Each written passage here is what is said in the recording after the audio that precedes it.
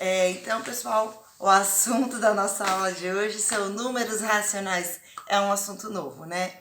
Então, nós já vimos que os números, né, que os conjuntos numéricos, primeiro, né, o conjunto numérico que vocês estudaram foi o conjunto dos números naturais, que são os números positivos e que não possuem nenhuma vírgula, né?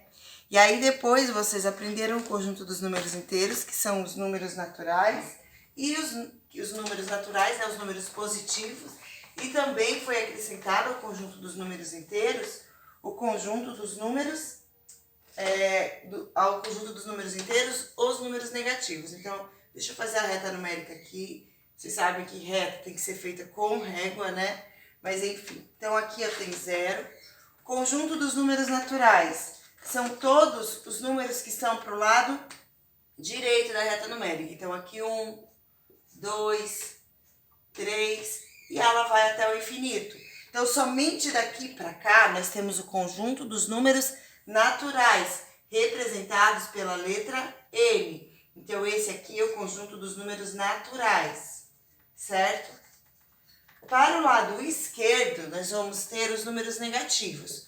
Quando nós juntamos os números negativos mais os números positivos, nós passamos a ter o conjunto dos números inteiros. Então, os números naturais são somente os números positivos. Os números positivos e negativos vai fazer parte do conjunto dos números inteiros, que é representado pela letra Z, não pela letra I. Deixa eu te arrumar aqui. Então, o conjunto dos números inteiros, que é representado pela letra Z, são os números positivos e os números negativos. E aí, agora, vocês vão ver o conjunto dos números racionais, certo? Então, os números racionais, eles vão ser representados pela letra Q, tá? Então, essa é a representação.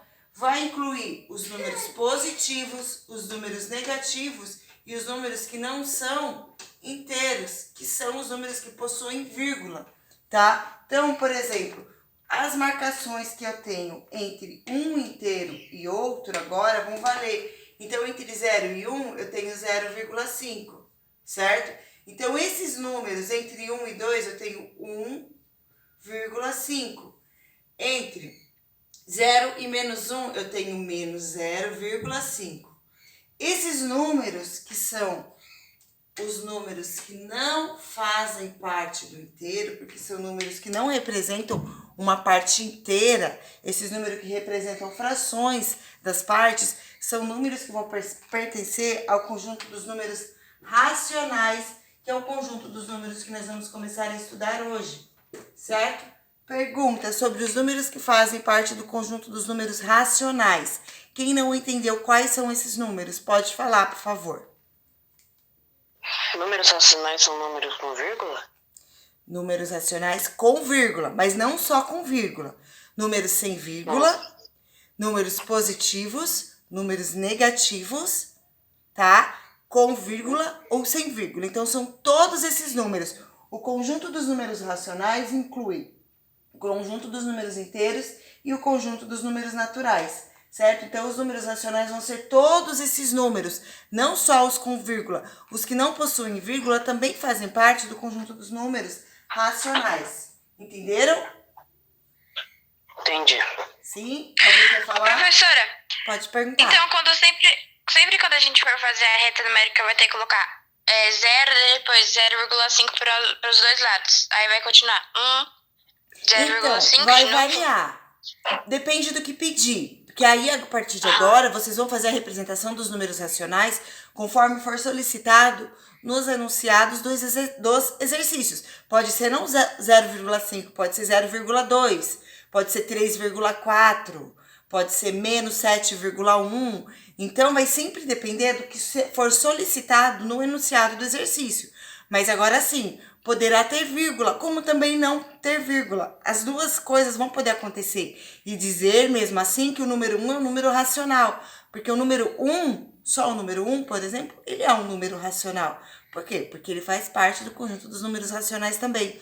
Os conjuntos numéricos, eles vão aumentando, certo? Eu vou fazer um esquema para vocês dos diagramas, só para vocês relembrarem como isso funciona. tá? Então, assim, vamos lá. Primeiro, os números naturais.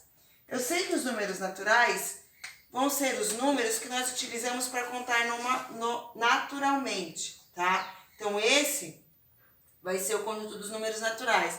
Então, número 1, número 3, número 7, número 8, esses são os números naturais, certo? E aí, esse é o primeiro conjunto numérico que tem. Depois do conjunto dos números naturais, a gente aumenta um pouquinho a quantidade do conjunto, colocando dentro do conjunto os números inteiros. Então, a gente vem, aumenta. Os números naturais também vão ser números inteiros, certo? E acrescenta no conjunto dos números inteiros os números negativos, certo? Então, aqui o conjunto dos números naturais tem os números positivos, só positivos. O zero também faz parte desse conjunto aqui, tá? E aí aqui, dos números inteiros, eu vou ter tanto números positivos como números negativos, né? Quando a gente olha na reta numérica, ela vai infinito para a direita com números positivos e infinito para a esquerda com números negativos. Então, no conjunto dos números inteiros, eu vou ter números positivos e números negativos. E aí aqui, no conjunto dos números racionais, que é o conjunto que nós vamos estudar agora, a gente vai encontrar números naturais, números inteiros e também, além desse conjunto e desse conjunto, além da junção desses dois conjuntos, dentro do conjunto dos números racionais, a gente também vai ter os números com vírgula. E, além dos números com vírgula, as raízes quadradas não exatas. Por exemplo, a raiz quadrada de 3, ela não é exata, então ela também faz parte desse conjunto. As dízimas periódicas, 1,333, também vai fazer parte desse conjunto. Pode ser positivo e também pode ser negativo, tanto faz. Entenderam? Querem perguntar? Entenderam, pessoal? Ótimo. Então, oi. Pode falar? Tem perguntas? Se tiver, pode perguntar. Bom, então vamos agora aqui para o livro, tá? Vou realizar com vocês a leitura das partes mais importantes para vocês entenderem bem o conjunto dos números racionais, tá bom? Então vamos lá. Então, números racionais, capítulo 6. Aí aqui tá mostrando uma receita, certo? Então, o conjunto dos números racionais nas confeitarias em geral. Por que nas confeitarias em geral?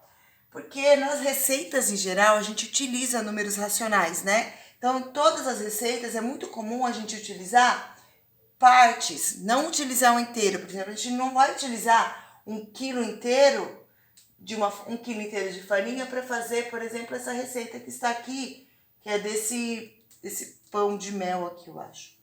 Então, ó, farinha de trigo, 0,3 quilos. Então, não é o quilo inteiro, é uma parte do quilo, 0,3. Açúcar, 0,7 quilos. Então, não é o quilo inteiro, é uma parte do quilo. Então, se você observar em uma receita, a maioria dos ingredientes, tá vendo aqui, elas estão passadas como uma parte do inteiro. Então, 0,3, 0,7, 1,15. Observe que são somente números que possuem vírgula, tá? E aí aqui, gente, tá mostrando para vocês essa tabelinha como escrever os números racionais em forma de fração.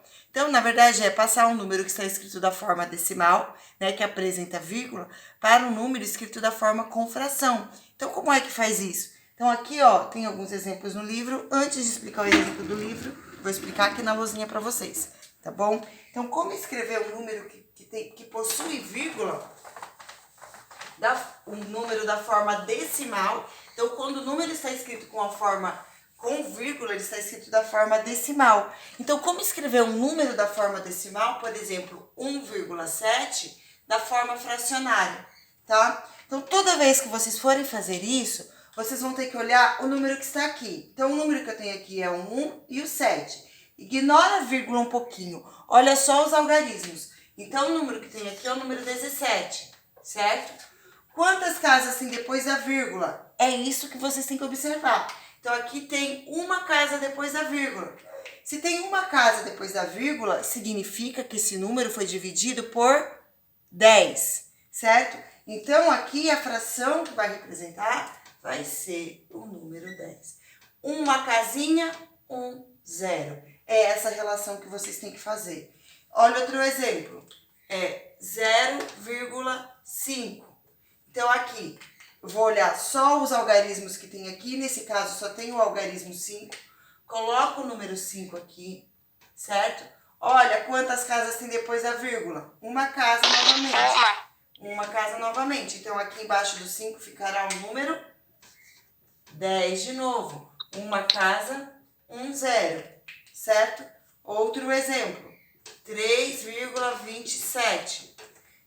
Então, 3,27 centésimos. Então, como é que fica isso? Então, de novo, olha só o algarismo. 327, certo? E aí, conta quantas casas tem depois da vírgula. 1, 2. Então, uma casinha, 2 casinhas. Ou seja, 100.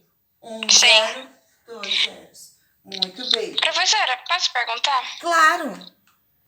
Ali na tabelinha de baixo tem outra receita também do jeito que a senhora está fazendo, né? E na terceira, de amido de milho, tem 1,15. E daí o 1 ficou do lado e o 15 ficou em cima. Por quê? Ah, porque o 1, todo número que está depois da vírgula, olha, por exemplo, esse número aqui, tá vendo? O número 3, ele está depois da vírgula. 1,7 também aqui está depois da vírgula. Todo número que vem, depois não, né? Antes. A vírgula aqui, depois da vírgula, antes da vírgula. Todo número que vem antes da vírgula representa que esse número é inteiro. Aqui eu tenho 3 inteiros vezes, aliás, 3 inteiros mais 0 nada. 3 inteiros mais 27 centésimos. Certo? Então, aqui eu tenho 3 inteiros mais aqui 27 depois da vírgula, então 27 centésimos.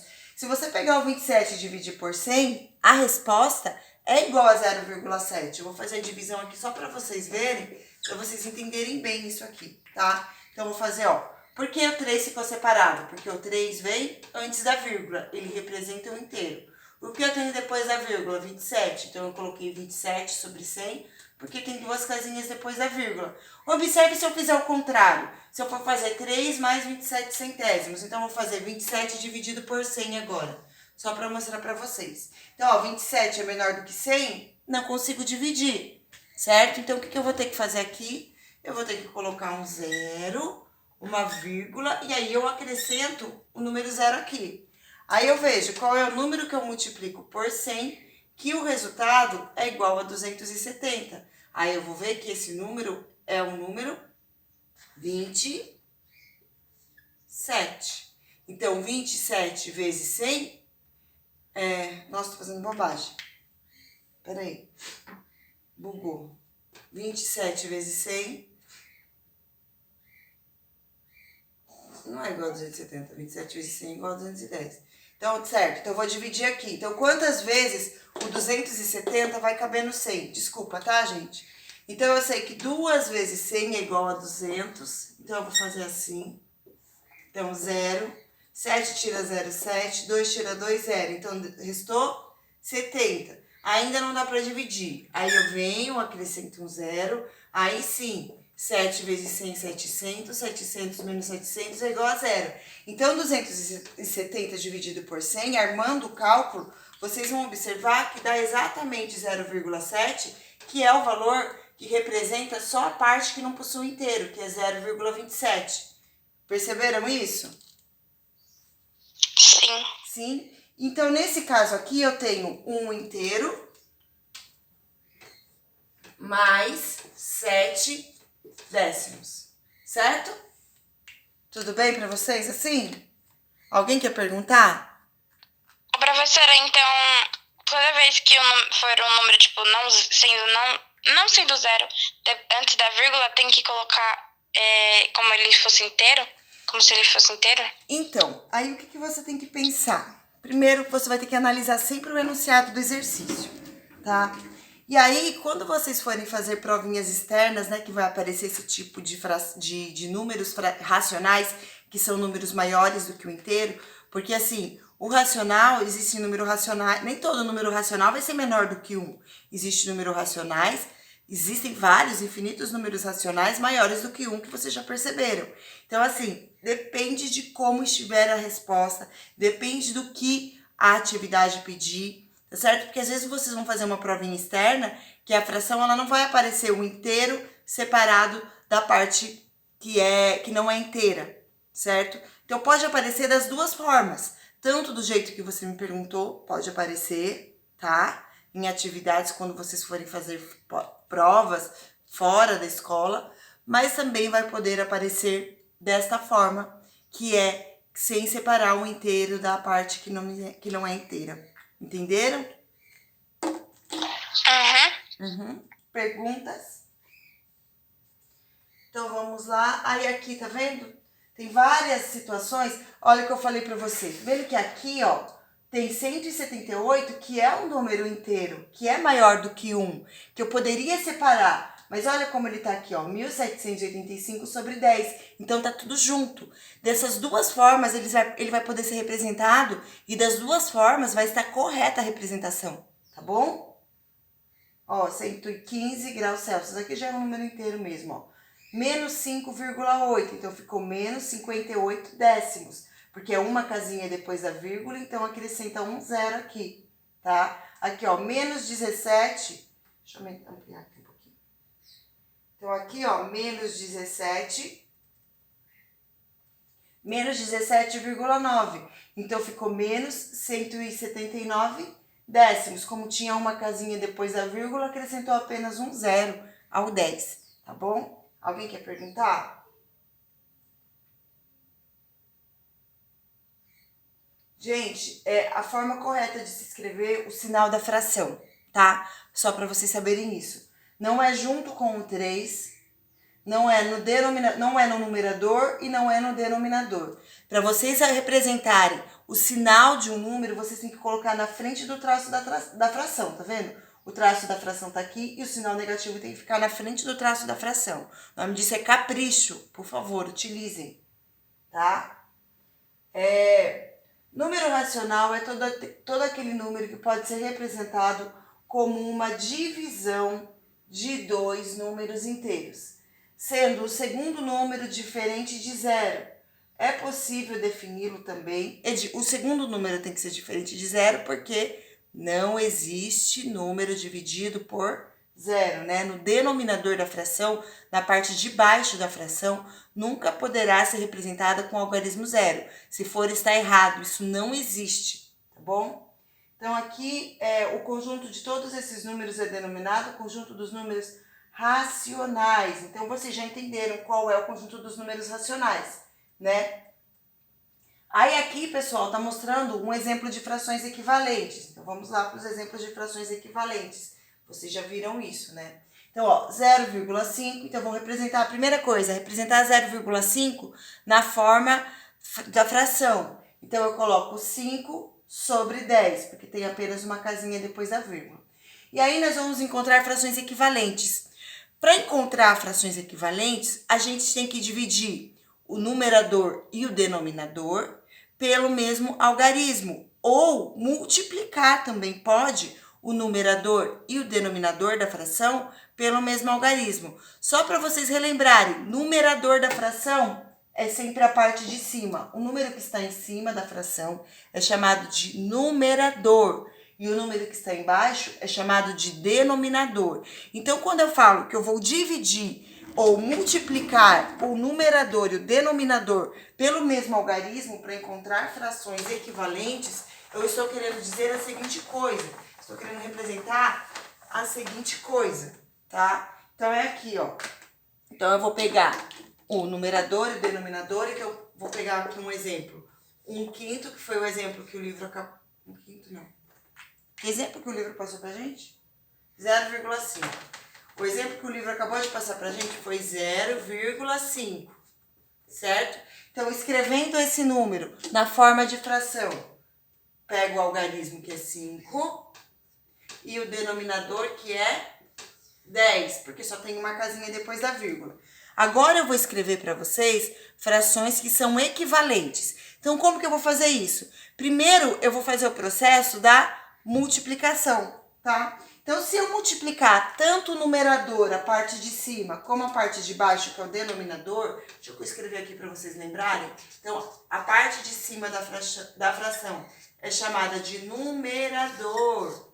E a parte de baixo da fração é chamada de denominador, tá? Então, denominador. Então, se eu pegar a parte de cima e a parte de baixo da fração e multiplicar por um mesmo algarismo, por exemplo, o número 3 e o número 3, o resultado dessa multiplicação será uma fração equivalente a 5 décimos, tá? Agora, o que é importante vocês fazerem toda vez que vocês forem encontrar frações equivalentes? O mesmo valor que vocês multiplicarem o numerador, vocês precisam multiplicar o denominador. Tem que ser o mesmo número. Se for 3 aqui, tem que ser 3 aqui. Se for 2 aqui, tem que ser 2 aqui. Se for 7 aqui, tem que ser 7 aqui. Tá certo? Não tem uma regra específica para o número que vocês vão ter que multiplicar. Mas tem que ser o mesmo número, tanto para o numerador quanto para o denominador. Senão vocês vão alterar o valor numérico desse algarismo, tá bom? Então, vamos lá, ó. 5 vezes 3 é igual a 15.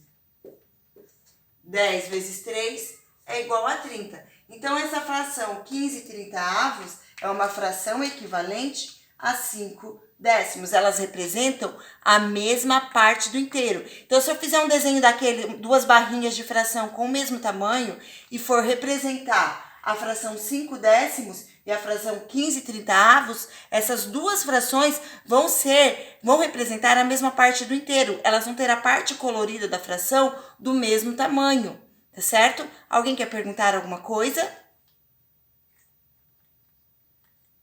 Ô, professora, eu posso perguntar de novo? Pode, claro. Professora, a gente vai ficar só depois de agora, assim, nesses dias aí que a gente vai fazer essa matéria, a gente vai ficar só com 2 casinhas depois da vírgula? Depende. Eu não sei, vai sempre depender do enunciado. Se for 3 casinhas, aí a gente vai ter que trabalhar com 3 casinhas. Por exemplo, 3,721. 3 casinhas depois da vírgula. Então, 3... Aí, professora, fica como? O 100 vai mudar pra quanto? 1, 2, 3. Pra 1000? 1, 2, 3. Muda pra 1000. Tá bom? Entendi. Entendeu? Então, vamos lá. Vamos seguir aqui. Então, isso aqui são frações equivalentes, certo? Se eu pegar o numerador e o denominador e dividir pelo mesmo número também, então, multiplicando ou dividindo, se eu dividir tanto o numerador quanto o denominador pelo mesmo número, pelo mesmo algarismo, eu também vou encontrar frações equivalentes. Então, aqui agora eu vou utilizar o 5 e aqui eu vou utilizar o 5 nada, vou utilizar o 15, que aí eu já vou encontrar uma fração equivalente nova. Então, aqui eu vou utilizar o 15 e aqui eu vou utilizar o 15. 15 dividido por 15, ó, tá vendo? Eu dividi embaixo e em cima o numerador e o denominador pelo mesmo algarismo. Então, 15 dividido por 15, 1. 30 dividido por 15, 2. Então, todas essas frações representam a mesma parte do inteiro. 5 décimos, 15/30 e 1 meio também representa a mesma parte do inteiro. Todas essas frações vão representar a mesma parte do inteiro. Entenderam isso? Professora, tá me ouvindo? Que? Então, tá me ouvindo? Eu tô dormindo? Me ouvindo. Tô ouvindo. Dormindo não, ouvindo sim. Não, mas não. Mas como que eu vou saber que eu vou dividir ouvindo? Como assim, tipo? Vai depender do enunciado do exercício. Para multiplicar, não tem muita regra, porque para multiplicar você pode multiplicar por qualquer valor que você vai ter uma fração equivalente. Mas, por exemplo, se pedir o triplo dessa fração, como é que você vai ter que fazer? Então, aí a gente vai ter que pensar, mas mesmo assim não é dessa forma, daí não é equivalente, tá? Então não tem nada a ver. Desculpa o que eu acabei de falar. Então, quando você for encontrar as frações equivalentes, se você for encontrar frações equivalentes a partir da multiplicação, você vai multiplicar tanto o numerador quanto o denominador pelo mesmo número. O número que você multiplicar, não importa, qualquer número que seja, desde que seja o numerador e o denominador, você sempre vai ter uma fração equivalente. Não importa que número é esse, tá? Agora, se for para simplificar, aí você vai ter que lembrar das regrinhas de divisibilidade. Então, você vai ter que perceber que o número 5 e o número 30, por exemplo, esses dois números são divisíveis por 5. Então, você vai lá e simplifica, você reduz a fração por 5. Então, vai dividir o numerador por 5 e o denominador por 5 também, tá bom? Daí você vai ter que lembrar das regrinhas de divisibilidade, sempre, tá certo? Entendeu isso? Certo. Daí tem a regrinha de divisibilidade do 2, então você vai ver, se for dois números pares, aqui ó, por exemplo, eu tenho 10 sobre 20. Tanto 10 quanto 20 são divisíveis por 10, ou por 2, ou por 5. Então, assim, eu vou poder aplicar qualquer uma das regrinhas que eu vou ter uma fração reduzida, tá? Só uma coisa, vocês têm que prestar atenção, tem uma diferença entre fração reduzida e fração irredutível, tá bom? A fração irredutível, ela vai ser a fração que não tem mais como simplificar. Então, por exemplo, quando eu chego no 1 e no 2, eu não vou ter um divisor comum, um número que eu consiga dividir tanto 1 e também o 2 ao mesmo tempo pelo mesmo algarismo. Não existe esse número. Portanto, eu não consigo simplificar mais do que isso. Então, aqui eu já tenho uma fração irredutível. Aqui eu consigo reduzir porque eu consigo dividir por 5 e por 5. Aqui eu consigo reduzir porque eu consigo dividir por 10 e por 10. E repare que todas as frações equivalentes, quando elas são escritas na forma irredutível, todas elas ficam com o mesmo algarismo. Todas elas sempre vão ficar com o mesmo algarismo. Alguém quer perguntar? Certo, então aqui ó, 0,5, 5 sobre 10. Aí como é que fez para chegar no meio? Fez 5 dividido por 5 é igual a 1. 10 dividido por 5 é igual a 2, beleza? Aí agora, de 1 meio, como é que fez para chegar em 10 vinteavos? Então, fez vezes 10. 1 vezes 10, 10. 20 vezes 2 vezes 10, 20. Mas repare, tanto o numerador quanto o denominador são todos trabalhados pelo mesmo algarismo, é pelo mesmo valor. Não pode trocar esse valor, tá bom? Alguém quer perguntar? Então, vem aqui, 4 é um número inteiro. Então, aqui, 4, qual é o elemento neutro da divisão? É o número 1, né? Então, qualquer número dividido por 1 será sempre ele mesmo. Se você pegar o número 7 e dividir por 1, a resposta é 7. Se você pegar o número 20 e dividir por 1, 20 dividido por 1 é igual a 20. 500 dividido por 1 é igual a 500. Qualquer número dividido por 1 é sempre igual a 1. Então, aqui você está querendo fazer a demonstração que quando um número inteiro não possui denominador, não possui a parte de baixo, vocês podem imaginar que embaixo desse número a representação será o algarismo 1, tá bom? E aí aqui entrou nas frações equivalentes, né? Multiplicou por 2, então ficou 4 vezes 2, 8, 1 vezes 2, 2. E aí mostrou algumas frações equivalentes. Aí o número inteiro também está falando que o 0, né, é um número natural, é um número inteiro e também é um número racional, tá? Então, ele vai participar dos 3 conjuntos numéricos. Então, todo número natural é inteiro e racional. Isso vocês já sabem, né? A gente começou a aula falando a respeito disso. E aí, pessoal, vem aqui as atividades, certo? Mas antes de começar a fazer as atividades, eu vou encerrar agora a primeira parte da aula, tudo bem? Então, fica agora aqui encerrada a primeira parte da aula.